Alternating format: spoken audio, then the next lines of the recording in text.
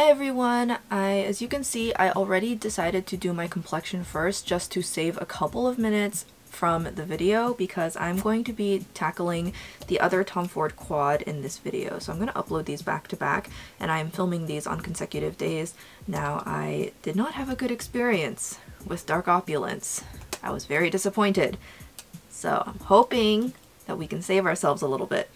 I do have some other new makeup that I want to get as well. I have my Olive Young order came in, so one of the things I got was like this and stuff, so I'm going to talk about that too once I am done with my quad. Like, totally casual note, if I seem super out of it, that is because I have decided to, I'm like currently doing Dynamax adventures right now, and so I'm like doing it at the same time that I'm filming because I am suddenly just like, I must find all the shiny Pokemon. So if I'm not looking at the camera while I'm talking, it's just because I'm playing video games while I'm filming. Like, yeah, so right now I'm like fighting like a Marowak and I have a Mr. Mime. If you guys know how Dynamax adventures work, you guys know you can be super beholden to RNG, and I am very happy I got something that can set up dual screens because it's definitely helping. I used the Jacqueline eye primer today. I wanted to see if maybe a different eye primer would like make the shadows behave differently. I know it's a different quad, but it's like the same line, same like whole formula thing. So these two are likely to be powder mattes, and I believe the two shimmers have been some kind of new formula, and it's exactly what I didn't like in Dark Opulence. So I'm going to dig into my brushes. Now I'm going to focus on using more like natural hair brushes, and I hope that will help. As I've said before, I do really like the Tom Ford Creme quads. Those are the first Tom Ford quads I ever tried. I really like them. They're really nice. And so I knew these weren't creme, but I thought they'd be really good. I'm gonna start off with the bright pink shade, and then I'll go into the dark shade for some darkness. This look is probably going to look uncannily similar to my Blackpink concert makeup look that I'm gonna have uploaded a little while before this, so my apologies.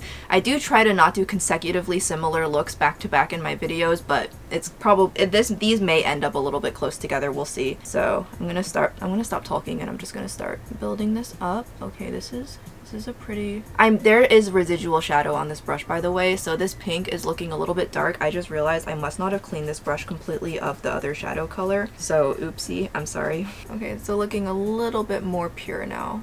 That was my mistake. My apologies. I must not have washed this. I'm gonna switch to using my mirror because I'm getting my breath is fogging up the other mirror, which is just gross. Also, my Mr. Mime just died. I'm sad. Alolan Marowak was doing it no favors with the type advantage thing, so I'm pretty sure what happened was I got hit by a ghost type move. The final boss is some kind of water type legendary, so it's gonna be either like Kyogre or Tapu Fini or something, so I think I'm like planning on holding on to Mr. Mime through the whole fight just because of the fact that dual screens are like super top tier in Dynamax adventures, but... And as always, I don't ever set my eye primer, so that's why even good shadow formulas like NATASHA DENONA tend to grab on and not want to blend for the first layer, and that's just because I'm not setting, so my eyelid is just stickier. And I'm just gonna focus on stamping to avoid any potential fallout. Okay, so the layering is good, the opacity is good. Yeah, I'm gonna go ahead and use a single to blend out this matte shade. I really like using this one. This is the Lazy Cat shade from Holika Holika. This actually is a really good contour shade, so I do like to use it for that purpose in addition to other things. So I'm going to use this on a Hakuhodo. Oh, I feel like I might need to like put a brush guard on this. I don't know, it's looking like it's a little splayed out. Okay, I'm gonna use this shade to blend out the pink. And by and large, as a general rule of thumb, Korean shadows tend to have this really airy, blurred, soft feel to them, where they just blend out really easily and they look almost like just like a soft watercolor effect. So they don't tend to have opaque pigmentation, but the blendability is superior and they have a really softening effect. So specifically, especially when I need something to blend out a darker matte, my Korean singles are always a really good bet, or even my Korean palettes, because I do have a couple of those.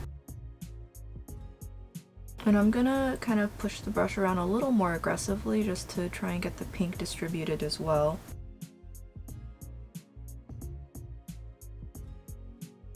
I know pink on the lower. I just totally like zapped my brush like way too far off. I like used my finger to dab that off. I know pink on the lower lash line is a little bit contentious sometimes because the whole like, oh, I don't want to look like I have an eye infection. I like really like the look of pink and red shadow on me, so I don't really care if I look like I have an eye infection.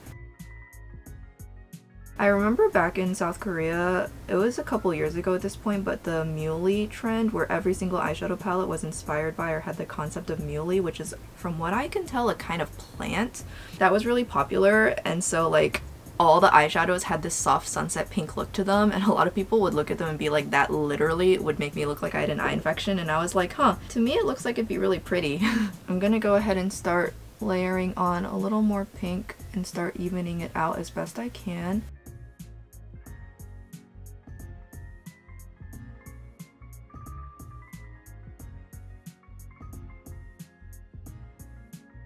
Okay, so with that other Korean shadow acting as a transition shade, I was able to smooth out the pink blend much better, which is great. So I'm gonna go ahead and start using the darker shade to blend. This looks like a very dark, it's a really, really dark brown, very neutral, and maybe even cool. We'll see once I actually put it on my eyeball. So I'm going to use a Blend Bunny brush, which is, I almost dropped it. It is, as you can see, a little bit smaller, so it'll be good for my precise application. Okay, once again, the dark shadows in these quads have been very, very easy to use, but then the color matte is not quite as nice. Now this pink was definitely better than the blue. In the end, I was able to still work it out. It seems to me that these mattes work better over a powdery, more mattified dry base as opposed to like my usual setup. So I guess if you're the kind of person where you just like, you powder down your eye primer, or you just put powder on your eyelids and you don't use eye primer or whatever, then I guess you might find these to be a lot more workable. This is a very pretty brown, by the way. This is definitely a cooler brown, really nice. I do really like it. I'm able to blend it into the pink really easily. Okay, so this quad definitely is already making me feel much better than the Opulence one did. I definitely don't feel like I wasted my money on this one. This pink combined with this brown is just divine. Could I replicate this using like literally any other eyeshadow palette in my hoard? Definitely, but is it nice to have it all in one place inside of really fancy plastic? Yeah, can't deny that. I'm just spamming Helping Hand because like my only attacking move is Psychic, which is gonna do like 0. Really, as long as nobody dies and uses up all of the limited lives we have. I do wish NPC lives didn't count towards the counter. They don't count in Scarlet and Violet, but they did in Sword and Shield, which was just dumb because the NPCs were also like colossally stupid. So for if you don't have Nintendo Switch Online, doing the Dynamax adventures and max raid battles is just such a pain. Versus in Scarlet Violet, at least when the NPCs die, it doesn't really matter, so they just kind of exist to take the hit for you. I'm gonna use a smaller brush to kind of, this is messy, I'm gonna use a smaller brush and see if I can really pull the pigment where I want it. Okay, there we go. I was able to get that to smooth out a little bit better. So we did end up winning pretty much by the skin of our teeth, which is great. I'm like kind of trying to shiny hunt because if you guys, for those who don't know, the shiny rate is like a flat 1 out of 100 in Dynamax Adventures, which is stupid high compared to the typical shiny rate. So I actually already got a shiny Raichu earlier this afternoon, which was pretty cool. Mostly, of course, I'd love to get myself some shiny legendaries, but having to farm these things is kind of soul-sucking. I have gotten a shiny Landoris way back in the day, but I've not gotten that lucky since. Okay, so that's what that's looking like now. I actually really like this. This is really pretty. Okay, so I'm going to try using these shimmers and I'm gonna see. It feels pretty hard pressed. Yeah, they both feel, oh, look at that. This is where I might have to dock my points and be like, never mind, this isn't worth it at all. Alright, so let's try it. So I'm gonna really dig in there. This feels so hard pressed and scratchy, you guys. That is just not okay. I really pressed into the pan to pull up product, like pretty much like dug my brush right in there. It does have a very sparkly finish. It doesn't look terrible, but I feel like I would expect more out of a Tom Ford quad than this. It looks better than the ones in Dark Opulence did for sure, if only because it's a little bit more sparkly, and the base pigmentation being sheer does mean I can layer it on top pretty easily, but it's so hard pressed. I guess that's not like, I guess, you know, the more hard pressed it is, the more I've noticed it does tend to have a fine wear time because there's very little moisture in the pan for things to crease or go funky. But at the same time, there's definitely a balance, I think, between how hard something is in the pan, ease of working with the luxurious experience, and no dig to, like, there are definitely high quality formulas out there that are pressed a little bit more harder and feel a little bit more drier, but this just borderline feels stiff. It is pretty though, I'll give it that. This is so much better than Dark Opulence, but do be prepared for an interesting experience with these, because like my creme formulas are definitely, the shimmers are a lot smoother feeling, and so that's kind of, I guess, I know that this isn't creme, but somehow I guess I still expected it, and I'm so used to indie shimmers being so much smoother, and also even NATASHA DENONA's shimmer formula, it's very smooth, borderline feels creamy. I guess I'm just used to that being like the typical luxe formula, but what do I know about luxury makeup? I know plenty about Pat McGrath and NATASHA DENONA, but I definitely will not call myself an experienced user of luxury makeup, so I guess what do I know? And it did apply well with a brush, so I guess I can't knock too hard on the formula, but the formula felt anything but luxurious to me. Okay, I'm gonna try using the gold shade on the inner part of the eye look. This will probably not be like bright enough to constitute a true inner corner highlight, but that's fine. I can always put another shade on top. Yeah, so again, you can see it's not like it's a fine finish. I definitely prefer this over what I got in Dark Opulence because you can see the sparkle, the individual sparkles much more easily, and the base pigmentation is more sheer, but if you're not into toppers like that, then you're not going to be into this. And I don't think these were marketed as toppers, so it's not bad, but it's not what was marketed. I think is kind of the biggest problem that people had with this, especially Temptalia. I don't dislike it, but it's not what I would have expected, and I still feel like it's not what I would have wanted to pay for. And even as far as sparkly toppers go, there are definitely better than these on the market for less. So even if these were meant to be toppers, it's not like I think they're particularly good as toppers, I'll be honest. I'm gonna take my finger and see if I can put a little more gold down. Okay, so I want to put that gold shade and pink. I want to put the pink shade, actually. I'm going to not use the gold shade. I want to put the pink shade on my lower lash line. I will have to say I unironically really like the Tom Ford applicators because they're very soft. So I'm going to use the applicator to apply the pink shade. Yeah, even see how it usually Tom Ford shimmers, when they pick up on an applicator, they pick up a lot better than on a finger or a brush. But you can see just how sheer and hard it is to pick up product. And using the applicator, I'm actually getting like nothing.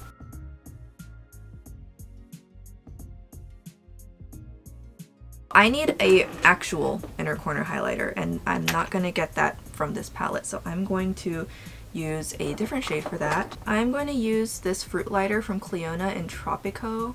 I haven't used this in a while, which is kind of embarrassing, so I have a good excuse to use it now. Yeah, do you see this? You see the difference? I barely dip into the pan, and look at what that produces. CLIO, you did good. The day I'm filming this is CLIO's anniversary sale, and I'm very bummed I cannot participate, but my budget's just been so restricted. I need to like actually write in my calendar from now on when anniversary sales tend to happen, since they usually happen like the same time every year. I need to like actually write these down ahead of time so that I can plan in advance, because they always catch me by surprise because I'm just unaware. Like I live under a rock or something, I just never pay attention, which I guess is fine, but like I don't have an excuse. And like same for things like the Beautylish gift card event. Never prepared for it. Something always happens every single time. Yeah, so this isn't going to be a true inner corner highlight because you can see there's a cast, but from the front it still gives off this it still gives off the effect from the front, which is all I really care about. There's something to be said about an inner corner highlighter that's not terribly bright every now and again anyways. But yeah, I'm barely tapping the pan, and this is the kind of payoff I get, which is just insane. And this was definitely a lot less than the $90 divided by 4. I also am going to just dab just the tiniest smidgen of it across my lower lash line just so that it's a little bit more intense and pretty. Okay, so this is what the eyes are looking like now. Definitely not what I was expecting from Tom Ford, but the mattes at least this time performed good because the dark opulence was a trip. Lastly, I kind of want to try using this eyeliner.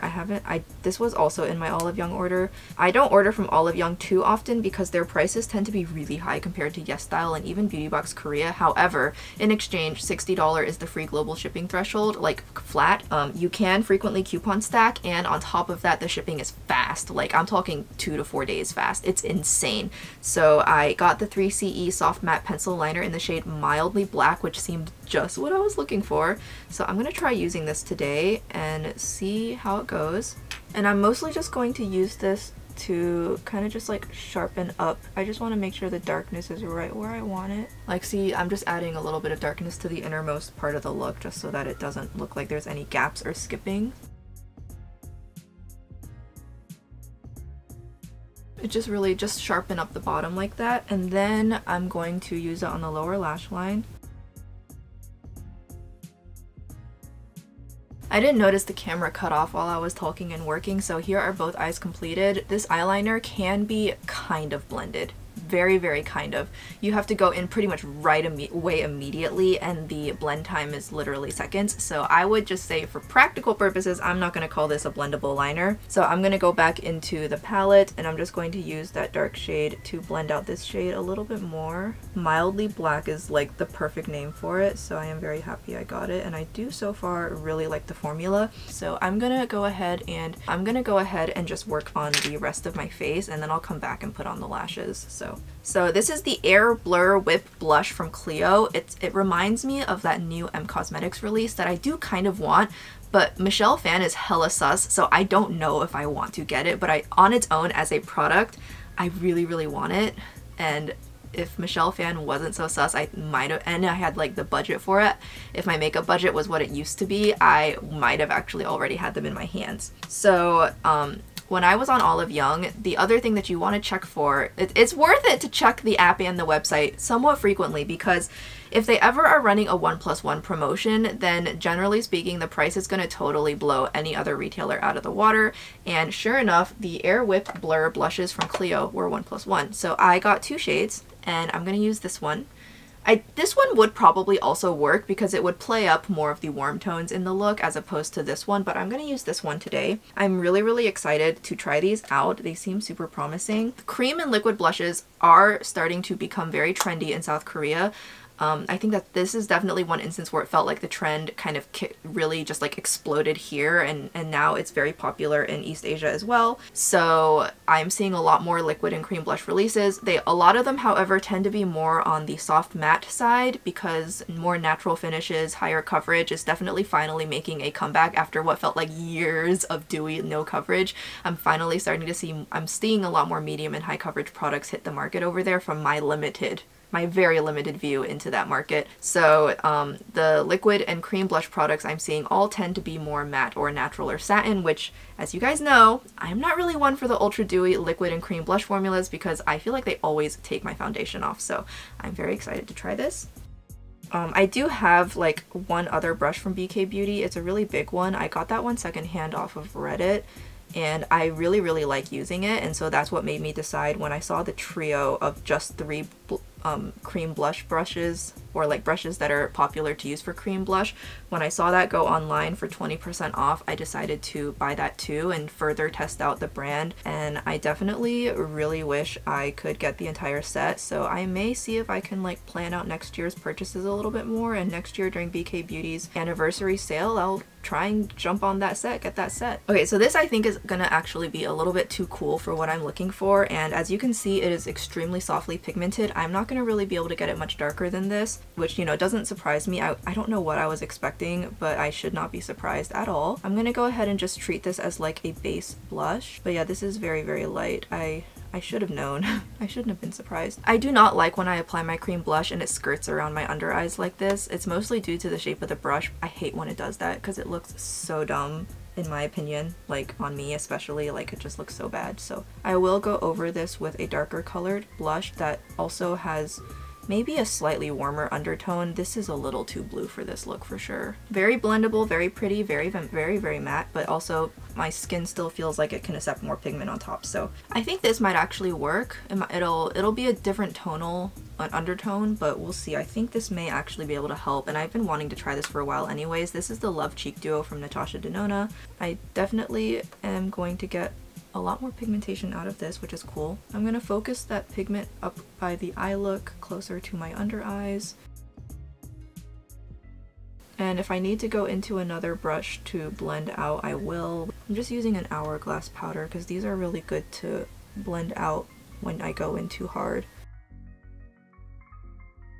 I'm gonna take a little bit of the Hourglass blush and use that as the kind of just like a final touch and see if that can help a little bit.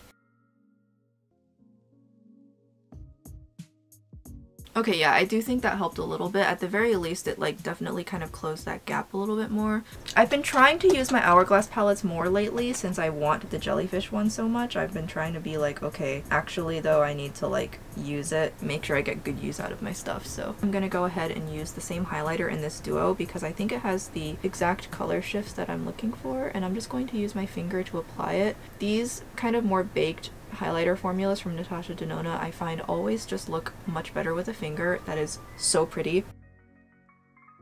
And I like how I can apply really thin sheer layers, get the level of glow that I want. I do really like NATASHA DENONA's highlighter formula, so I do at this point actually have quite a few of them. Okay, so that's really pretty. I need some kind of setting powder, and I kind of want my complexion to be a little bit glowier today. I don't know why, that's just what I'm feeling. So I'm going to use my luminous setting powder from the brand that shall not be named, although I'm sure you guys can recognize it. And this is still my favorite glowy powder, and I'm sure there's a luxury powder out there that's very similar, but I don't follow luxury makeup as much as I wish I did, and it's probably for the best because it's not like I can buy it if I did follow it, so I would just be looking at it and crying inside half the time. I do need some setting spray. My face is feeling kind of dry. I've been testing out this new one from Pony Effect. I don't know how new it is because I actually got it from like a TJ Maxx for like $5, but it's the Hyper Protection Setting Spray. I believe it's part of the Zoom In line. I don't even know what's going on with Pony Effect anymore. Pony herself is not affiliated with it. It seems like it was just a limited edition one-off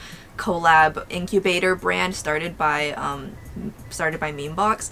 So I'll be honest, I have no clue what's going on with it, but I did get this and I thought I'd try it. The mister is really nice, but I don't like the smell. I am testing it, see if I like it. Okay, so I am seeing, I don't know if it's gonna pick up on camera, but it seems that one of the cream blush products I used clumped on my face. I don't know which one it was, but I see little pink dots all over my face where the product clumped and did not distribute properly. So I will do further testing to see which one it was, but also this is what I get for playing video games while I'm filming because I'm like totally distracted right now. But yeah, I'm gonna go ahead and get up now so that I can put on my false lashes, and then I will be back to do the lips and finish up this look. Okay, so I believe these are like Cloud9 or Fairy Dust or something. They're definitely from Doe Lashes, and I finally managed to wear in the band a little bit, so they are a lot easier to put on now. But this is what everything is looking like with the lashes on. I haven't done lower lash mascara yet, so I'm just gonna go ahead and do this really quickly. I don't usually put my mascara on camera if my lashes are off camera because I am 90% sure that every single person watching me knows how to put on mascara. Sometimes I do usually curl my bottom lashes. I'm just lazy today, so I didn't. Okay, that's good enough. I have lashes on, but my lash perm has pretty much completely worn off, and I didn't put any upper lash mascara to stop my straight lashes from being straight. So if you look really closely, you can actually see like a double row of lashes. My lashes are short and wimpy enough that usually it doesn't matter, and we'll just call that good enough. My eyelashes are so pathetic that I just don't even care half the time. As long as I have false lashes on, I'm good. So the last thing to do is the lips. And I'm going to use the Romand lip liner in Dovey Pink. I tried it in the Dark Opulence video. It was a little bit too cool for that video, but I think it'll be right at home here. I do have a slightly hyperpigmented lip line, and I especially have hyperpigmentation around the lip corners of my mouth. I have seen, so far I've noticed that this formula does do a pretty good job at concealing that. I should have just gone ahead and thrown more of these into my Olive Young cart, but they were just so much cheaper on YesStyle, but now most of the shades are sold out. I don't need to beat a dead horse, so I've already said that in other videos. But yeah, I really like how these work so far. I think they have a really good formula. And now for the lips, I'm gonna try this. This is the NYX Milky lip gloss in the shade Mixed Berry Shake. These are definitely more sheer than they look, but at the same time, just something a little bit more subtle will be good because of the fact that my eye look and my blush are so intense. I do unironically love how these smell. They smell so fruity, but if you're not into that, just beware. And I do really like this formula. It's a little bit sticky, but it kind of forms that glass watery seal after a few minutes that I love about Korean lip products. I would say this is like the closest, not quite, but it's the closest. I did say it was sheer, but you know, these darker shades, they're not like sheer, so that's why, like, you know, you got some color. So this definitely matched perfectly with the pink eyeshadow and the blush, so I'm gonna call that good. The Tom Ford quads, both of them, extra disappointed. 2 thumbs down, unless you really like the mattes in Ambrosia, because the Ambrosia mattes are, as you can see, I had a great time using them. The toppers are not bad, but I'm still giving it 2 thumbs down because it's not worth it for the price at all. But I do like the look. I like how everything turned out, so yeah. If you guys have any more questions about the quads or any of the products used or whatever, definitely feel free to drop a comment. And with that, I hopefully will see you guys in the next video, so take care. Bye-bye!